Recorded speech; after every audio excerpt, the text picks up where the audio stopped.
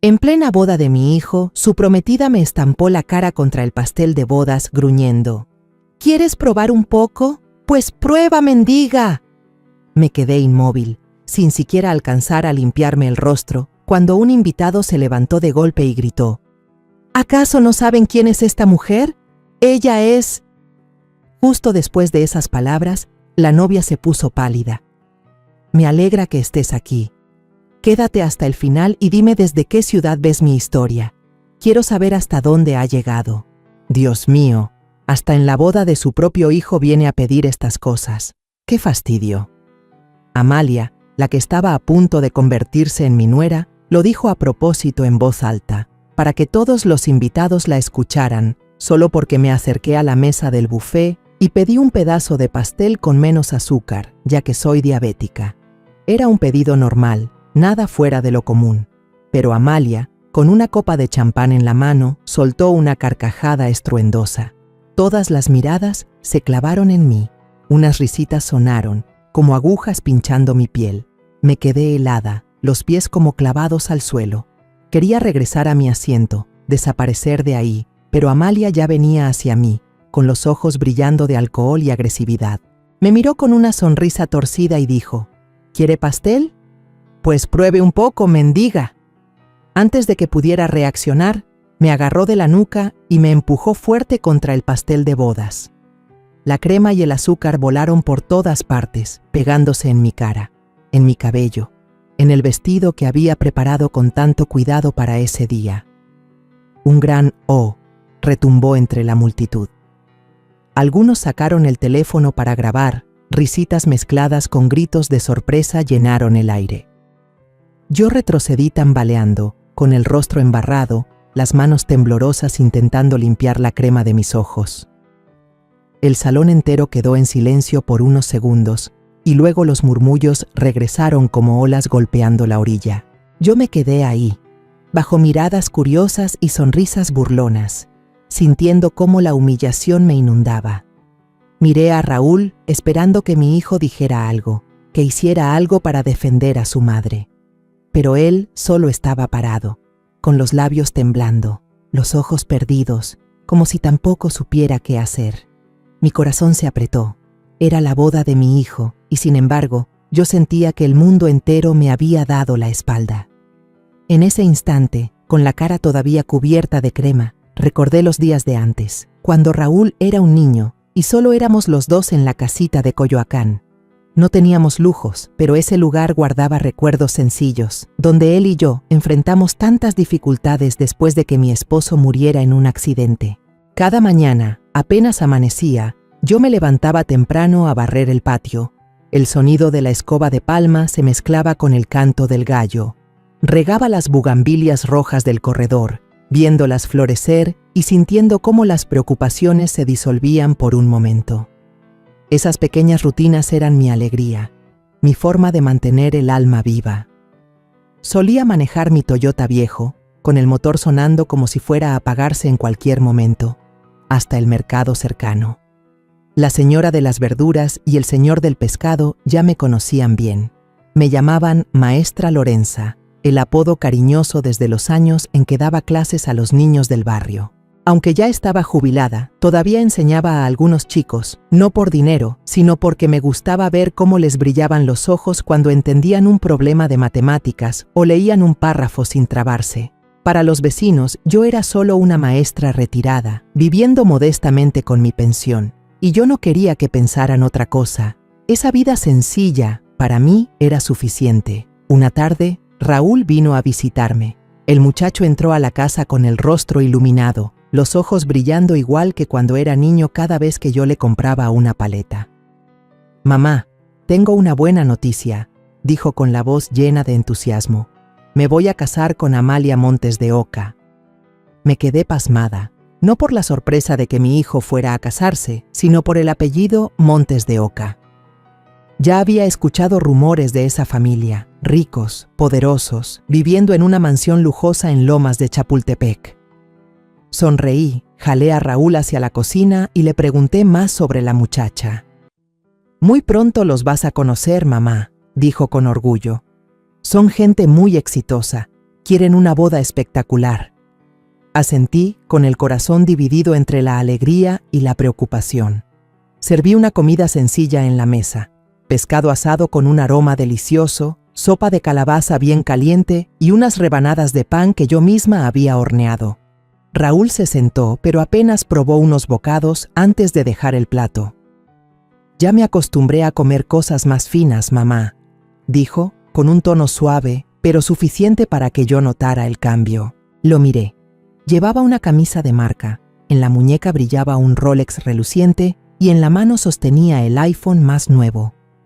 Mi Raúl, aquel niño que corría descalzo en el patio de la casa, ahora parecía pertenecer a otro mundo, al de gente como Amalia.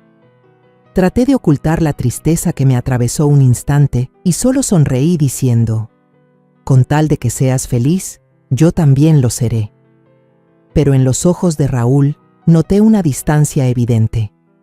Hablaba de su trabajo, de grandes proyectos, de amigos nuevos cuyos nombres me eran desconocidos.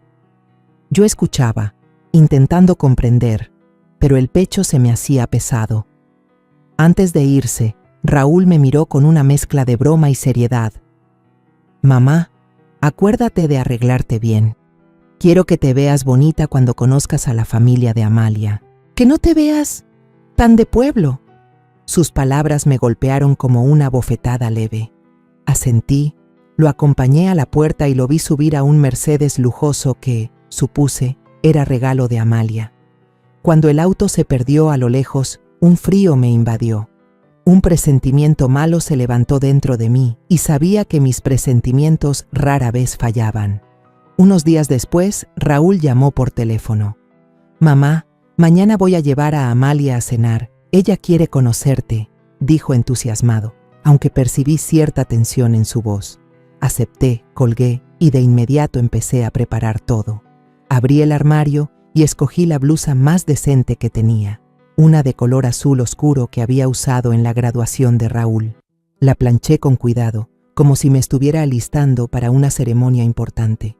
Luego pensé en el menú: mole poblano, el platillo tradicional que Raúl siempre había adorado, arroz blanco esponjoso y fragante, y sopa de verduras para equilibrar. Quería que esa cena fuera especial, pues sería la primera vez que conocería a mi futura nuera. A la mañana siguiente, apenas salió el sol, me levanté más temprano de lo normal. Me puse una camisa vieja pero limpia y tomé mi canasta para ir al mercado de siempre. El bullicio de autos y compradores era igual que todos los días, pero yo caminaba con otra sensación, una mezcla de emoción y de miedo, como si estuviera al borde de una encrucijada, sin saber a dónde me llevaría. Unas vecinas me saludaron enseguida, con voces alegres. «Doña Lorenza, dicen que su hijo ya se va a casar, así que pronto tendrá nuera. ¡Qué felicidad!». Carmen, la verdulera que siempre me guardaba los manojos más frescos, rió entre dientes. «Con lo guapo que es Raúl, seguro que se consiguió una esposa preciosa». Yo agradecí con una sonrisa, mientras compraba todo lo necesario para la cena especial. De regreso, pasé por la panadería del barrio y compré unos panes, los mismos que solía hornear con Raúl cuando era pequeño. Cada cosa que elegía llevaba un pedacito de recuerdo, como si tratara de aferrarme a aquellos días en los que solo estábamos él y yo en nuestra casita. Al caer la tarde, yo estaba en la cocina, moviéndome rápido mientras preparaba la comida. El aroma del mole poblano se esparcía por el aire mezclado con el vapor de la sopa de verduras. Limpié la mesa, coloqué uno a uno los platos de porcelana viejitos pero relucientes y ordené los cubiertos como si se tratara de una ocasión especial. Miré alrededor de la sala pequeña, con las cortinas ya descoloridas y el estante lleno de libros de estudio gastados. Esta casa no era lujosa, pero era mi mundo entero, el lugar donde crié a Raúl, donde antes resonaban sus risas cada vez que le contaba un cuento antes de dormir. Me dije a mí misma que, si Amalia alcanzaba a ver el cariño en esta comida, tal vez llegaría a entenderme un poco más. Sonó el timbre y mi corazón dio un salto. Abrí la puerta y ahí estaba Raúl, con Amalia a su lado. Ella llevaba un vestido ajustado, el cabello con rizos bien trabajados, los labios pintados de rojo intenso, como recién salida de una fiesta elegante. Raúl sonrió, pero noté que era una sonrisa forzada, como si intentara suavizar el momento. «Mamá, ella es Amalia», presentó con voz un poco tensa. Asentí, sonriendo. «Mucho gusto, Amalia. Ya está lista la cena. Pasen». Amalia entró y su mirada recorrió la sala, deteniéndose en las cortinas viejas y el estante desgastado. Vi en sus ojos algo que no era curiosidad, sino un juicio frío, como si estuviera calculando mi valor a partir de las cosas que tenía en la casa. Los invité a sentarse y puse frente a ellos los platos de mole poblano aún humeante, arroz blanco esponjoso y la sopa de verduras bien caliente. «Este es el platillo que Raúl más disfrutaba desde niño», dije, esforzándome por sonar tranquila. Raúl sonrió débilmente y miró a Amalia. «Mi mamá siempre ha preferido cocinar este tipo de recetas tradicionales». Amalia tomó la cuchara, probó un poco de mole y la dejó enseguida con una sonrisa apenas marcada. «Muy clásico. Pero estoy acostumbrada a comer en restaurantes internacionales, así que supongo que no me caen tan bien estos platillos». Aquellas palabras fueron como una bofetada suave. No dolieron físicamente, pero bastaron para hacerme sentir un vacío en el pecho. No respondí, solo serví jugo de naranja en los vasos, con las manos temblando levemente. Me repetí que quizá no lo dijo con mala intención, tal vez solo era cuestión de gustos distintos. Raúl, apurado, cambió de tema y empezó a hablar de su trabajo, del proyecto arquitectónico grande que estaba a punto de firmar con una empresa famosa. Yo escuchaba, tratando de intervenir con algunas preguntas, pero Amalia me interrumpió con voz segura. «Esa empresa es socia de la familia. Seguro le van a dar prioridad a los nuestros». Lo dijo como si Raúl solo pudiera tener éxito gracias a ellos, como si el esfuerzo de mi hijo no valiera nada. Raúl asintió. No la contradijo, solo sonrió leve. Yo guardé silencio, observándolos conversar, y cuanto más hablaban, más me sentía fuera de lugar. Hablaban de contratos, de proyectos, de dinero, de fiestas lujosas y viajes por Europa.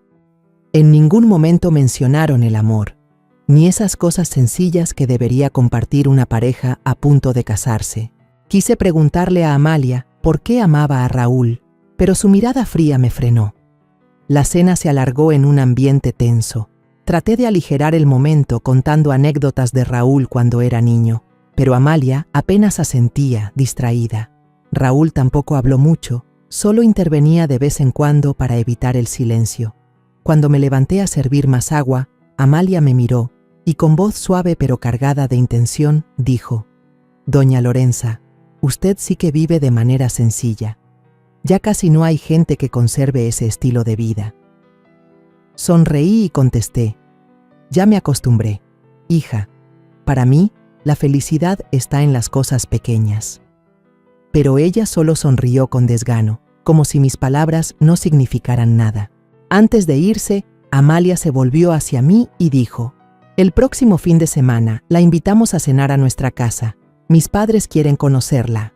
Raúl intervino con voz suplicante: «Mamá, acuérdate de arreglarte bien. Esta es una reunión muy importante». Asentí con la cabeza y los acompañé hasta la puerta. Cuando el auto lujoso desapareció a lo lejos, me quedé quieta en el pórtico, mirando las bugambilias rojas bajo la luz de la luna. Mi corazón estaba inquieto, no por alegría, sino por una preocupación invisible. La noche del sábado me paré frente al espejo, alisando mi blusa de manga larga, color vino tinto. No tenía vestidos de diseñador, pero había planchado esta prenda durante 1 hora, con la esperanza de que fuera lo suficientemente presentable para la reunión con la familia de Amalia. En mis manos sostenía con fuerza una canasta de pan dulce recién horneado, todavía con aroma a mantequilla y canela, un obsequio preparado con todo mi cariño. Respiré hondo. Pedí un taxi y le pedí al chofer que me llevara a Lomas de Chapultepec, donde vivía la familia Montes de Oca. Cuanto más nos acercábamos, más fuerte me latía el corazón, como si estuviera entrando en un mundo completamente ajeno. La mansión apareció ante mis ojos, majestuosa como un palacio. El gran portón de hierro se abrió hacia un jardín perfectamente recortado, con rosales encendidos de rojo y luces doradas que brillaban desde las ventanas. El guardia, vestido con un uniforme negro rígido, me observó de pies a cabeza, con una mirada que parecía preguntarse si yo estaba perdida. Sonreí y murmuré: Soy la madre de Raúl, vengo a la cena. Frunció el ceño y abrió la reja de mala gana, sin saludar. Don Ramiro, el padre de Amalia, me recibió en la entrada. Vestía un traje negro, el cabello peinado con brillante fijador, y sonreía de manera cortés, aunque sus ojos se posaron en la canasta de pan con un aire de desprecio. «Ah, gracias señora», dijo con tono plano. «Nosotros solemos comer pan de una pastelería francesa, pero bueno, está bien». Asentí y le entregué la canasta, sintiendo un ligero vacío en el pecho. Había pasado la noche horneando esos panes, esperando que fueran un regalo significativo, pero sus palabras me hicieron sentir que no tenían valor alguno para ellos. Seguí a don Ramiro hasta el comedor, enorme y resplandeciente. La mesa larga estaba cubierta con un mantel blanco impecable, y las copas de cristal brillaban bajo la lámpara de araña. Raúl y Amalia ya estaban sentados. Él, elegante con su traje. Ella, con un vestido rojo de Versace, resplandeciente como si acabara de salir de una pasarela. Al verme, Amalia sonrió débilmente, una sonrisa forzada, como si intentara ocultar su decepción. «La señora Lorenza ya llegó», dijo con voz suave, pero sin un ápice de calidez. Raúl me miró y me sonrió con torpeza, como si quisiera decir algo, pero no encontrara las palabras. Doña Mireya, la madre de Amalia, se acercó a darme la mano. «Qué sencilla su ropa», murmuró lo bastante bajo para que solo yo la escuchara, mientras sus ojos recorrían mi blusa. Sus palabras fueron como una aguja, no dolorosa, pero sí suficiente para hacerme sentir pequeña. Sonreí y respondí: «Gracias, estoy acostumbrada a vivir de manera simple». Pero por dentro, solo quería encogerme y escapar de esas miradas de juicio. La cena comenzó y casi me mareé al ver los platos servidos. El chef privado de la familia Montes de Oca trajo salmón noruego, carne wagyu y copas de vino tinto francés que brillaban bajo la luz. Doña Mireya se volvió hacia mí y preguntó: «¿Qué le gustaría probar?». Dudé un momento antes de responder. Para mí, solo un plato sencillo de caldo de pollo. La mesa entera se quedó en silencio, y luego se escucharon unas risas contenidas.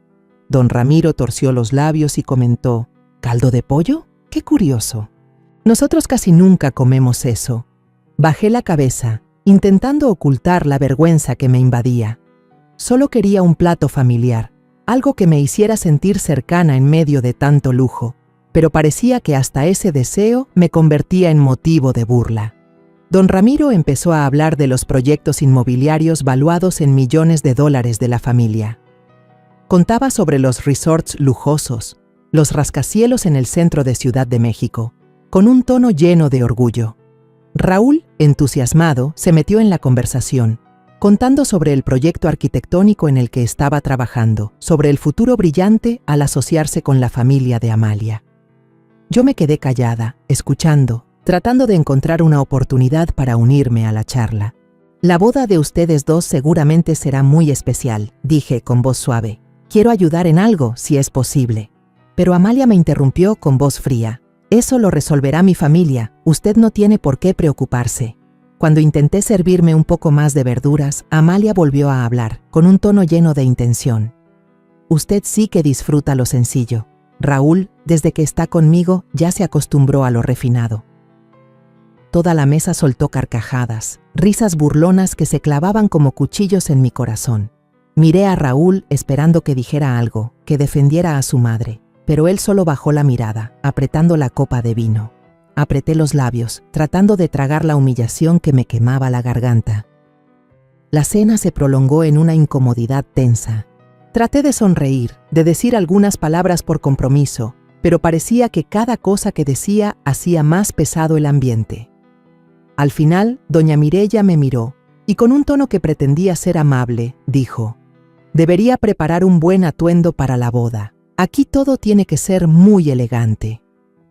Ese recordatorio fue como una última bofetada, como si yo fuera una niña a la que había que enseñarle modales. Asentí, me levanté y me despedí para irme. Raúl se apresuró a acompañarme a la puerta, diciendo rápido: «Mamá, no le hagas caso, solo hablan así, no lo dicen en serio». pero su voz temblaba, como si ni él mismo creyera lo que decía. Raúl fue hacia el garaje, sacó el auto y me llevó a casa. El Mercedes reluciente se deslizaba por las calles nocturnas de Ciudad de México. Las luces amarillas de los postes se reflejaban en el parabrisas, iluminando el rostro de Raúl. Un aroma de perfume caro flotaba en el aire, un olor extraño, nada parecido al cuero viejo de mi Toyota, el que yo solía manejar. Iba sentada en el asiento del copiloto, abrazando fuerte mi bolso pequeño, con el corazón tan pesado como si llevara una piedra encima. Después de un rato, respiré hondo. Me volví hacia Raúl y con voz suave pero cargada de dolor, le pregunté: «Raúl, ¿te diste cuenta de que tu familia me desprecia?». Lo miré, esperando que entendiera, esperando que dijera algo que aliviara la herida que me sangraba por dentro. Pero Raúl apretó el volante, los nudillos blancos, y con tono cortante dijo: «Ya empiezas otra vez. No entiendes nada de su mundo. Te dije que no lo dijeron en serio». Sus palabras me atravesaron como un puñal, no por defender a la familia de Amalia, sino porque no era capaz de ver mi dolor. Traté de mantener la calma y respondí con serenidad: «Esto no es cuestión de mundos, hijo. Se trata de cómo se trata a la gente. Ellos no me respetan, Raúl. ¿No lo ves?». Lo miré fijamente a los ojos, buscando una chispa del niño que una vez me tomó de la mano y reía a carcajadas cuando le contaba cuentos. Pero Raúl pisó más fuerte el acelerador. El auto se lanzó por las calles iluminadas. «Siempre piensas mal de los demás», dijo con fastidio. «Yo soy feliz. ¿No es suficiente? ¿O es que no quieres que lo sea?». Esa frase fue como una bofetada en mi cara. Abrí la boca, quise explicarme, pero la garganta se me cerró. «Hijo», dije con la voz temblorosa, «un matrimonio feliz no se sostiene solo con dinero y estatus. Mira cómo me tratan, cómo se burlan, cómo me ven como alguien que ni siquiera merece sentarse a la misma mesa. ¿De verdad son esas las personas con las que quieres compartir tu vida entera?». Me detuve, esperando que mis palabras tocaran su corazón, pero Raúl me interrumpió con un tono lleno de desafío. «Dilo claro, ¿quieres que deje a Amalia, verdad? Nunca me apoyaste en nada». Negué con la cabeza, las lágrimas a punto de salir. «No, Raúl, lo único que quiero es que entiendas…». Pero no alcancé a terminar la frase cuando Raúl ya había orillado el coche, frenando tan brusco que tuve que agarrarme de la puerta. Se volvió hacia mí con una mirada fría, una mirada que nunca había visto en mi propio hijo. «Si no aceptas a Amalia, entonces ya estuvo», dijo con voz cortante. «De ahora en adelante, no te metas en mis asuntos». Me quedé helada.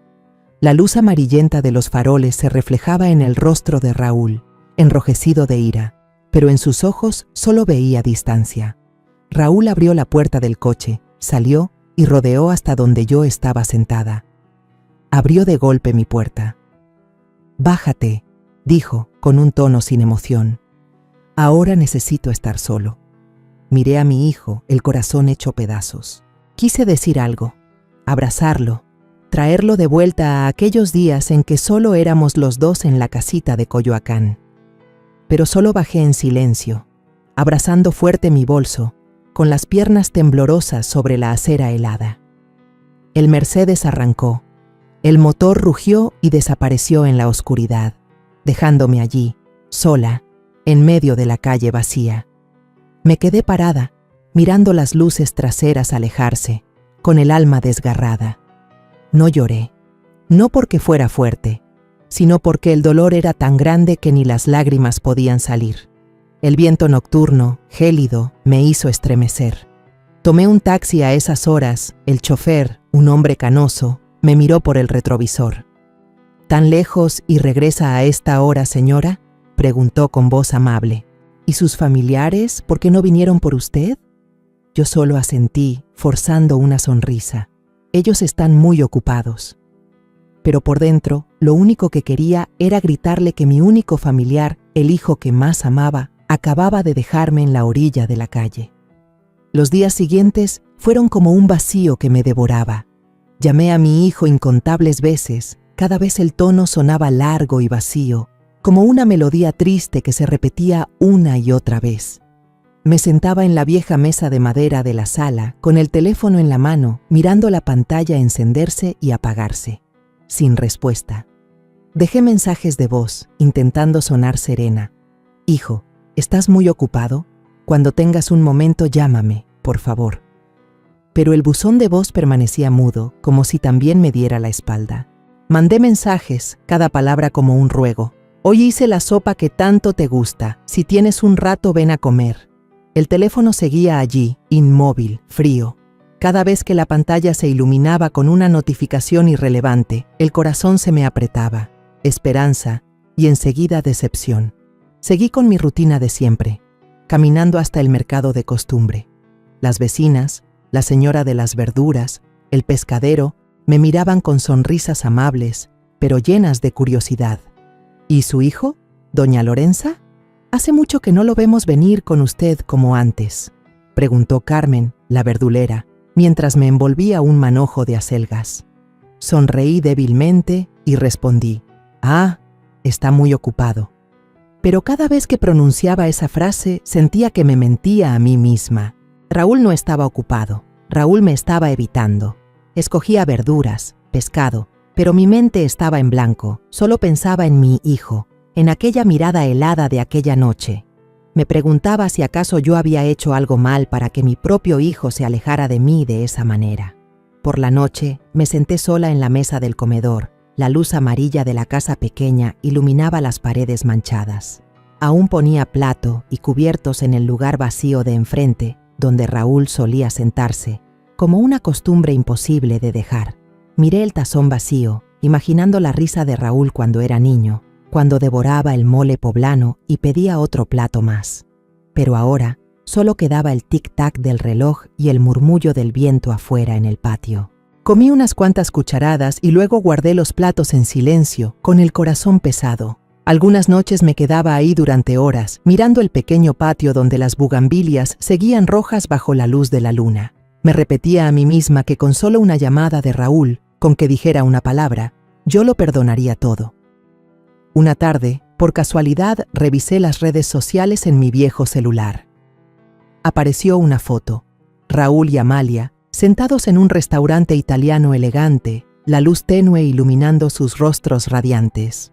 Raúl vestía traje, sonreía amplio, con el brazo sobre el hombro de Amalia, y ella alzaba una copa de vino, los labios rojos curvados con orgullo. La leyenda debajo me apretó el corazón. Contando los días para nuestro gran momento.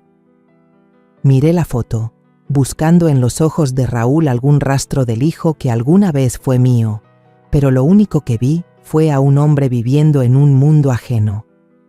Apagué el teléfono, las lágrimas querían salir, pero apreté los labios, negándome a llorar. Volví a llamar a Raúl una vez más, la mano temblándome al marcar el número.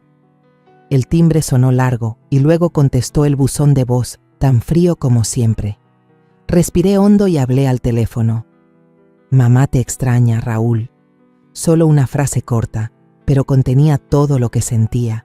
Colgué, me senté en la silla y miré hacia el patio. Los días pasaban, uno tras otro. Yo seguía barriendo el piso, regando las plantas, esperando escuchar la puerta abrirse. Pero Raúl no llegaba. La casita en Coyoacán, que antes estaba llena de risas, ahora solo guardaba un silencio sofocante. Cada mañana seguía yendo al mercado.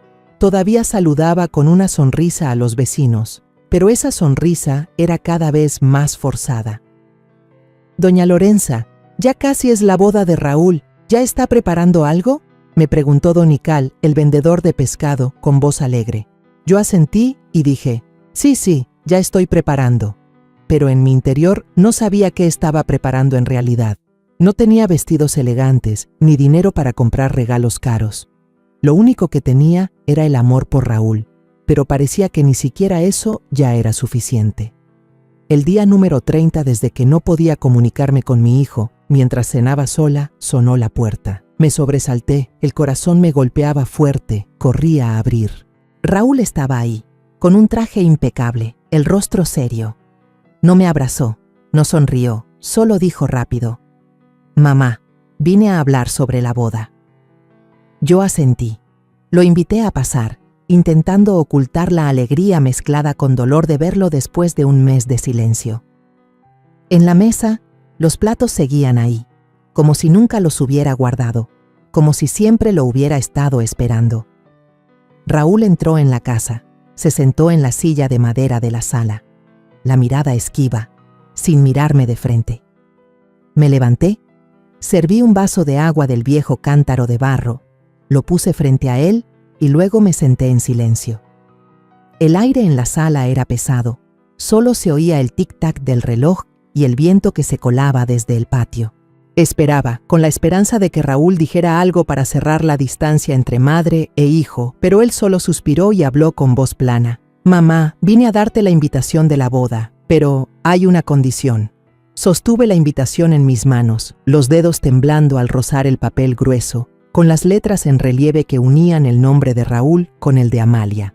La tarjeta era lujosa, elegante, como un recordatorio de que yo no pertenecía a su mundo. Raúl bajó la mirada hacia la mesa y continuó. «Mamá, yo quiero que vengas a la boda, porque eres mi madre, pero te pido que no digas nada sobre Amalia, ni tampoco sobre el comportamiento de su familia. Solo quiero que todo salga bien». Sus palabras fueron como una puñalada, filosa pero envuelta en una suavidad engañosa. Sentí que el corazón se me apretaba, como si me obligaran a tragar una pastilla amarga. Quise hablar, preguntar por qué, decirle que lo único que deseaba era verlo feliz, pero Raúl levantó la mano para detenerme, con un tono suplicante. «Solo necesito que te sientes tranquila, sonrías y que los invitados vean que nos apoyas. Te lo ruego, mamá». Aquello sonaba como una petición, pero yo lo escuché como una orden. Lo miré a los ojos. Los suyos estaban cargados de tensión, como si temiera que yo arruinara su gran día. Me quedé callada. Afuera, el viento hacía crujir las hojas, como si murmurara palabras de consuelo que yo no lograba entender. Al final, asentí levemente, y con voz ronca respondí: «Está bien, te lo prometo». Pero por dentro sentí que acababa de perder una parte de mí misma. Me esforcé por mantener una sonrisa y pregunté: «¿Te quedas a cenar conmigo? Hice el pescado asado que tanto te gusta». Raúl sonrió, aliviado pero apresurado. «Tengo que irme ya, mamá. Amalia me espera», dijo mientras se levantaba y acomodaba el saco de su traje. Lo acompañé hasta la puerta y vi su figura alejarse hacia el Mercedes reluciente. Cuando el auto desapareció en la distancia, me quedé inmóvil en el umbral de la casa, todavía apretando con fuerza la invitación. Los nombres brillantes de Raúl y Amalia eran un recordatorio amargo de que mi hijo ahora pertenecía a un mundo en el que yo no era bienvenida. El corazón se me retorcía, pero apreté los labios para no llorar. No quería que Raúl me viera débil, aunque por dentro yo me estaba desmoronando. Al día siguiente, abrí el armario y saqué el vestido más nuevo que tenía. Un vestido largo de color azul oscuro, sencillo pero presentable. Lo llevé a la tintorería. Me quedé mirando cómo el encargado planchaba cada pliegue de la tela con cuidado, como si se preparara para una ocasión sagrada. No tenía vestidos caros, ni bolsos de marca, ni tacones brillantes. Lo único que tenía era el amor por Raúl y el deseo de verlo feliz. Pero ni siquiera eso parecía ser suficiente para que me respetaran. Por la tarde, colgué el vestido en el tendedero del patio, bajo el sol dorado de Coyoacán. La vecina, doña Elena, pasó y al verme sonrió. ¿Va a una fiesta elegante, doña Lorenza? Casi nunca la veo en vestido. Le sonreí y respondí: «Es la boda de mi hijo». Pero esa sonrisa no alcanzó a ocultar la tristeza en mis ojos. Doña Elena me dio una palmada en el hombro y comentó: «Qué dicha la suya, con un buen hijo como Raúl, y luego tendrá también a su nuera para cuidarla». Asentí, pero por dentro solo pedía que la boda transcurriera en paz, sin más miradas de desprecio ni palabras hirientes. El día de la boda llegó y yo entré al salón, con el corazón latiendo tan fuerte que parecía querer salirse del pecho. La luz de las lámparas de cristal colgando brillaba como estrellas, reflejándose en los ramos de flores frescas que llenaban la sala.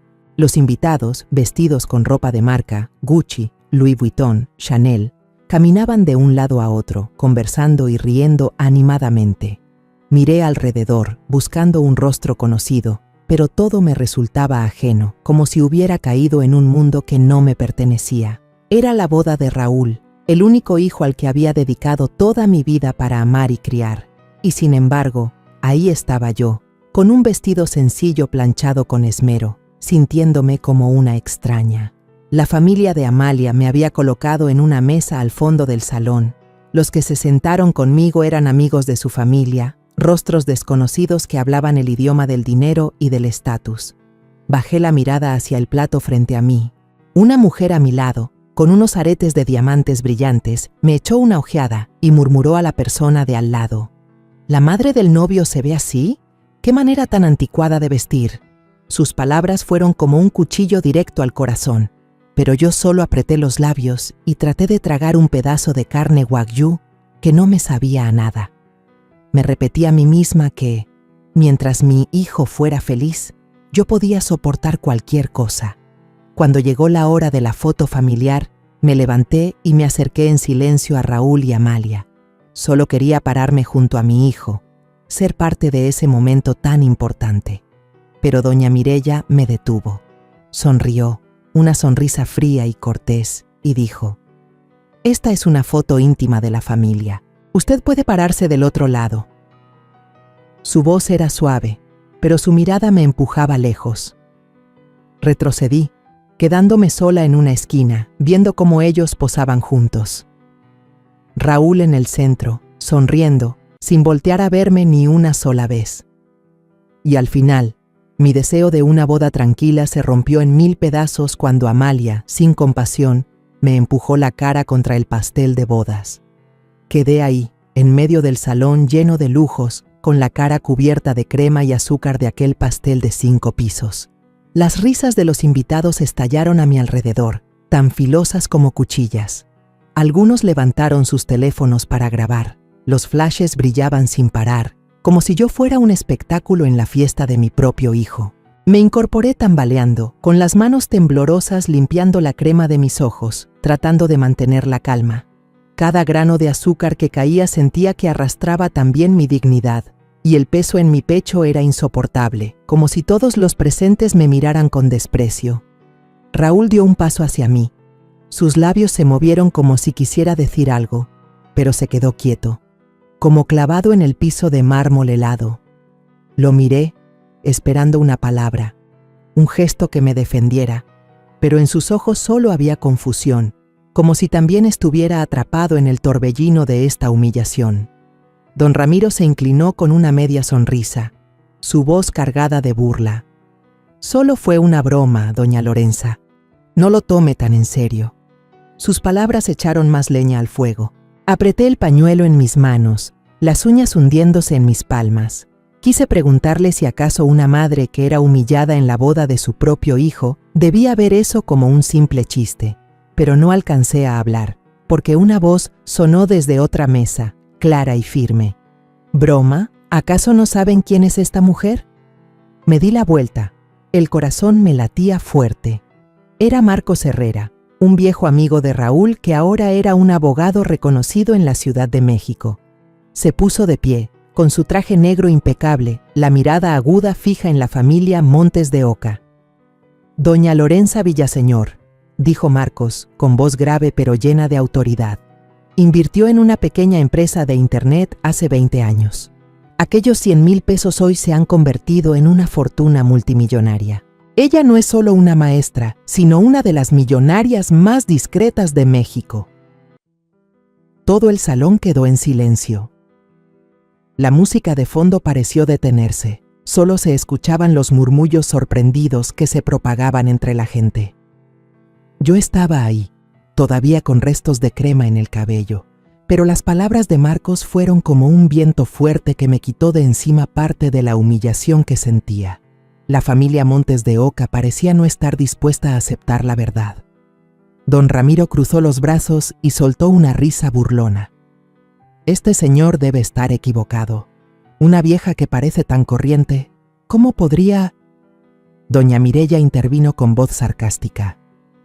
«Seguro es una broma para consolarla. Nadie lo creería». Nosotros también somos empresarios y jamás la hemos visto en ningún lado. Los miré, recordando cómo se habían reído de mí en la cena de presentación, cómo me trataron como si no mereciera sentarme a la mesa con ellos. Quise decir algo, pero antes de abrir la boca, una voz masculina grave resonó desde el fondo del salón, fuerte y autoritaria. No, él tiene razón. Yo conozco a doña Lorenza. Todos giraron la cabeza hacia el hombre que hablaba. Un señor de mediana edad, con canas en el cabello, salió de la penumbra de la esquina. Se presentó. Soy Guillermo Salazar, socio de la familia Montes de Oca, y actualmente dirijo la cadena de suministros de alimentos más grande de México. Caminó directo hacia mí y se inclinó con respeto. Doña Lorenza, es un honor volver a verla. Usted fue la primera persona que me inspiró a entrar en el mundo de los negocios. Sus palabras cayeron como una piedra en un lago en calma, dejando el salón completamente en silencio. La familia Montes de Oca se puso pálida. Amalia abrió los ojos con sorpresa y la copa de champán que tenía en la mano empezó a temblarle. Algunos invitados reconocieron el nombre Salazar y comenzaron a murmurar. Si él lo confirma, entonces es cierto. Yo le devolví un gesto de cortesía a don Guillermo, sintiendo cómo una parte de mi fuerza interior regresaba. Me enderecé, limpié con calma los restos de crema de mi ropa y de mi rostro, cada movimiento lento pero firme. La sala de fiestas estaba cubierta por un silencio pesado, como si todos esperaran mi reacción. Amalia dejó la copa sobre la mesa. Su mano temblaba sin control. Don Ramiro tartamudeó, sin el aire de confianza de antes. ¿Es cierto todo eso? Los murmullos crecieron en la multitud. Así que ella es millonaria. ¿Qué acabamos de presenciar?, susurraba un grupo de invitados, con expresiones de asombro. Doña Mireya, con la cara desencajada, se apresuró a acercarse y me tomó de la mano. Doña Lorenza, todo ha sido un malentendido. Olvídelo, al fin y al cabo somos familia. Pero yo retiré la mano. La miré directo a los ojos y le respondí con voz tranquila pero helada. La familia nunca se trataría de esa manera. Me despreciaron cuando pensaron que era pobre, y ahora que saben que soy rica, cambian de actitud. Yo no necesito una familia así. Raúl se acercó a mí, los ojos enrojecidos, la voz temblorosa. Mamá, ¿es verdad? ¿Por qué nunca me lo dijiste? Esa pregunta fue como un cuchillo en el corazón, pero no por reproche, sino porque entendí que había crecido sin saber nada de mis sacrificios silenciosos. Lo miré a los ojos y con suavidad traté de que mi voz no se quebrara. No quise que crecieras dependiendo del dinero, Raúl. Quise que aprendieras a valorar el trabajo, a vivir con tus propias manos y tu propio corazón. Quise que fueras un hombre de bien, no alguien que persigue solo el dinero o la fama. Me detuve un momento, respiré hondo, sintiendo que estaba abriendo todo mi corazón frente a mi hijo y frente a todo el salón. El murmullo se extendió por todo el salón. Algunas personas inclinaron la cabeza, quizá conmovidas por lo que acababa de decir. Una anciana sentada cerca, con el cabello completamente blanco, se enjugó las lágrimas y murmuró a la persona junto a ella. Cualquier madre solo quiere lo mejor para sus hijos. Los miré. Eran extraños, pero parecía que me entendían más que la propia familia de Amalia. Seguí hablando, con la voz tranquila pero firme. El dinero puede comprar una boda lujosa, pero no puede comprar el respeto entre las personas. Quiero que entiendas eso, Raúl, antes de entrar en un matrimonio. Raúl bajó la cabeza, las lágrimas rodaban por sus mejillas y empapaban la solapa de su costoso traje. El muchacho volvió la vista hacia Amalia, que apretaba con fuerza su vestido de novia, con el rostro deformado por la rabia. Doña Mireya, la madre de Amalia, se apresuró a hablar, con la voz entrecortada como queriendo salvar la situación. Raúl, no escuches esas palabras emocionales. Piensa en el futuro, piensa en tu reputación, en la de nuestra familia. Pero Raúl de pronto negó con la cabeza y la interrumpió. Su voz temblaba, pero estaba cargada de decisión. ¿Qué futuro puede construirse sobre la humillación de mi madre? ¿Qué reputación puede valer más que la lealtad a ella? El muchacho subió al estrado, donde el micrófono aún estaba colocado, y lo tomó.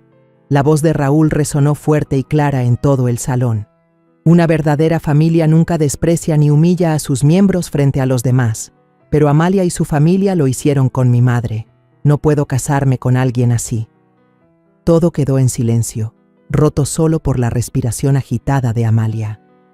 Ella gritó, con un tono chillón: ¿Te atreves a dejarme por culpa de esa mujer?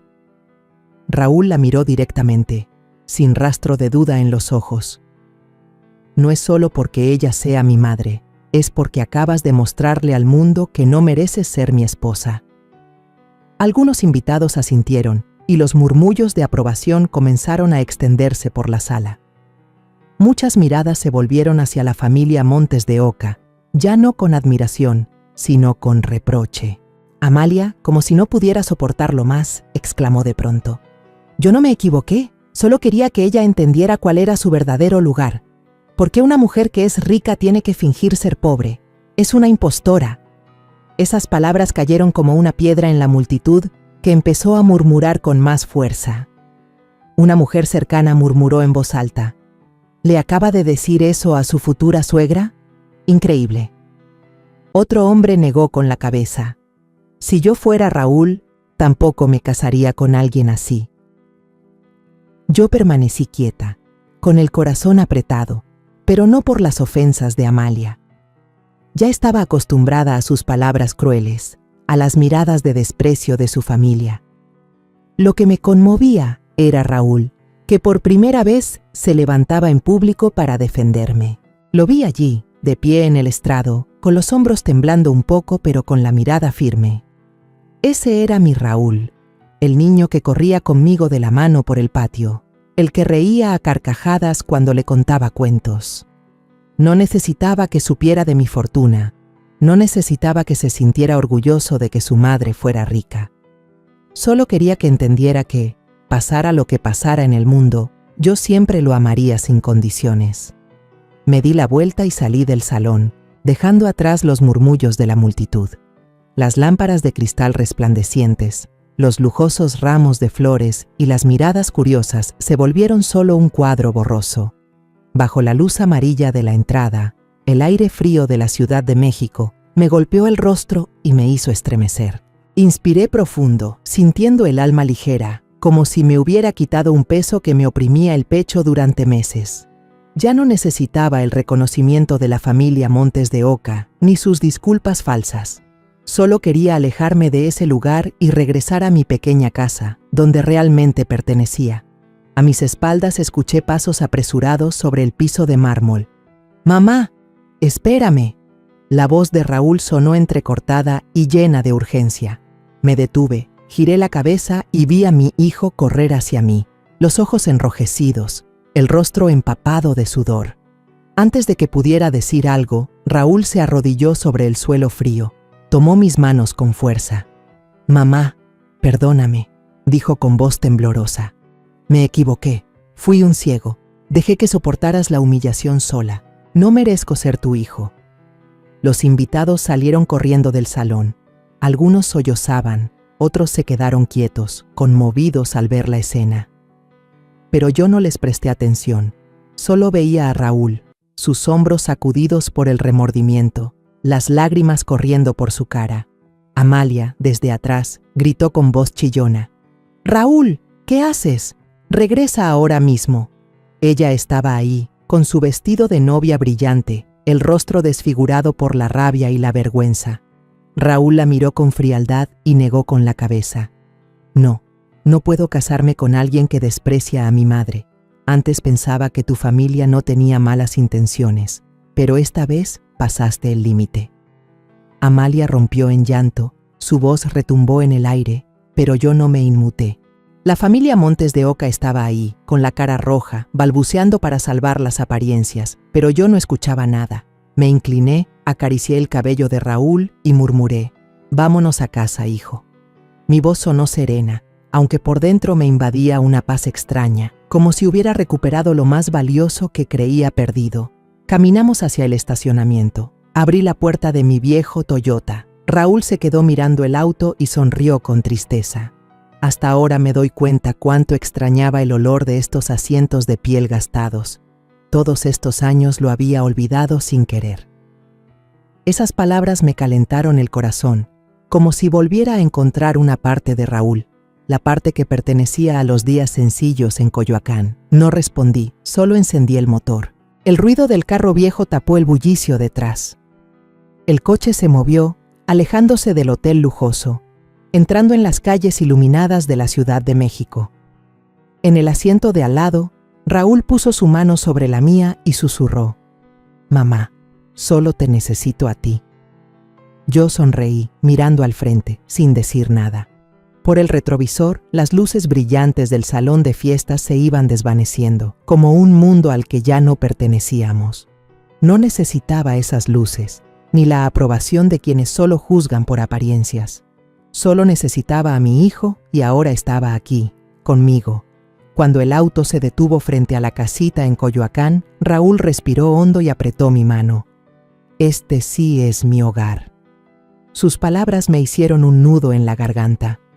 Abrí la puerta, encendí el interruptor y la luz amarilla de siempre llenó la sala, iluminando las fotos viejas en la pared. Raúl de niño, riendo conmigo en el jardín de bugambilias. Nos sentamos en la mesa pequeña, donde aún estaban 2 platos como si nunca los hubiera guardado. Fui a la cocina, calenté el pescado asado que quedaba en el refrigerador y empujé el plato hacia Raúl, igual que cuando era niño. Él bajó la cabeza y murmuró con los ojos húmedos: «Perdóname, mamá, te dejé sola demasiado tiempo». Yo solo asentí con la cabeza, con los ojos húmedos. No necesitaba que Raúl me pidiera perdón, no necesitaba que me explicara nada. Solo necesitaba que estuviera aquí, en esta casa, donde alguna vez compartimos alegrías sencillas. Afuera, la noche en la Ciudad de México seguía bulliciosa, pero dentro de la casita solo quedaba el calor de nosotros dos, madre e hijo.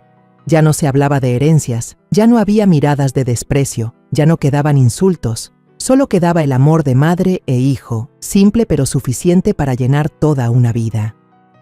Los días después de la boda fallida de Raúl, nuestra pequeña casa parecía revivir. La luz amarilla y cálida de la sala se derramaba hacia el patio, donde las bugambilias rojas seguían floreciendo, como si nunca hubieran sido testigos de mis días de soledad. Seguimos con nuestra vida sencilla, como si el secreto nunca hubiera salido a la luz. Raúl volvió con más frecuencia, ya no con trajes caros ni con el Mercedes reluciente. En su lugar, manejaba un coche viejo, pero comprado con su propio esfuerzo. Se sentaba en la mesa pequeña, comía el mole poblano que yo cocinaba y me contaba historias cotidianas de su trabajo. Yo lo miraba y veía que su sonrisa regresaba poco a poco, sin la rigidez ni la tensión de antes. Sentí alivio, como si una tormenta hubiera pasado, dejando un cielo despejado. Una mañana temprano, cuando apenas asomaba el sol, decidí empezar un nuevo camino. Quería reencontrar el sentido de mi vida, no solo como madre, sino también como parte de la comunidad que me había sostenido tantos años. Tomé mi viejo bolso de tela, metí un cuaderno, unos lápices y una botella de agua, y empecé a caminar hacia las iglesias del barrio. La iglesia de Santa Catarina, con su cúpula verde y sus muros de piedra antiguos, fue mi primera parada. Me senté bajo un árbol en el patio, mirando a los niños de la calle que jugaban cerca. Eran pequeños abandonados, que sobrevivían gracias a la bondad de los vendedores ambulantes y de las monjas de la iglesia. Me acerqué, sonreí y pregunté: ¿quieren aprender a leer? Yo puedo enseñarles gratis. Los ojitos redondos me miraron, al principio sorprendidos, y luego se iluminaron. Una niña con el cabello atado flojo asintió con timidez. ¿Me puede enseñar, señora? Yo quiero saber leer para poder leer cuentos. Yo sonreí, me senté a su lado, abrí el cuaderno y empecé a mostrarle las primeras letras. Desde entonces, cada mañana iba a distintas iglesias del barrio, desde San Juan Bautista, con sus murales de santos, hasta la Casa de los Santos, con su pequeño jardín lleno de flores. enseñaba a los niños a leer, a escribir y también matemáticas sencillas. Cada mes, además, ayudaba a las monjas con un poco de dinero para sostener a los pequeños. Los niños se me pegaban, reían y platicaban sin parar, y yo sentía que mi alma rejuvenecía. Un día, un niño llamado Juan, delgadito y lleno de polvo, corrió a abrazarme después de leer un párrafo entero. «Doña Lorenza, ya pude hacerlo», gritó con los ojos brillando como estrellas. Le acaricié el cabello, con el corazón lleno de calor. Momentos así me hacían sentir que ya no estaba sola. Mientras tanto, Raúl también estaba reencontrándose consigo mismo. Una noche, mientras cenábamos, me habló de una muchacha llamada Sofía que había conocido en un proyecto de arquitectura comunitaria. «Ella es diferente, mamá», dijo Raúl, con los ojos encendidos. «No le importa el dinero ni la fama. Ella trabaja porque quiere construir casas baratas para los pobres».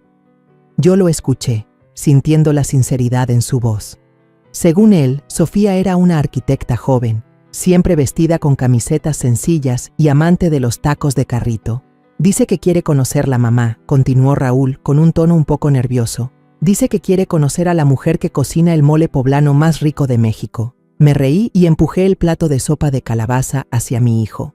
«Entonces invítala a cenar», dije, con el corazón latiendo de emoción. Unos días después, Sofía llegó a casa. Entró con sus ojos marrones cálidos, su sonrisa radiante. «Doña Lorenza, he escuchado tanto de usted por parte de Raúl», dijo, abrazándome como si nos conociéramos desde siempre. La invité a sentarse a la mesa y serví pescado asado y sopa de verduras. Sofía comió con gusto, elogió mi mole y contó sobre los proyectos que estaba haciendo para ayudar a las familias en necesidad. La miré, sintiendo su sencillez y sinceridad, cuando Sofía dijo: «Tía, quiero aprender a hacer el pan dulce de usted». Solté una risa, sintiendo como si se abriera una nueva puerta. Raúl y Sofía poco a poco se fueron acercando más. Vi a mi hijo cambiar, ya no corría tras lo lujoso. Empezó a participar en los proyectos de Sofía, diseñando conjuntos habitacionales comunitarios, y a veces llevaba a los niños de la iglesia para que ayudaran a pintar paredes o plantar árboles. Una vez, Raúl volvió a casa con un dibujo que un niño le había regalado. La imagen de él y yo, de pie bajo una enredadera de bugambilias. «Mamá, quiero hacer algo significativo, como lo que tú haces», me dijo con voz firme y decidida. Asentí con lágrimas en los ojos. Sabía que Raúl había recuperado su corazón y me sentí orgullosa por ello.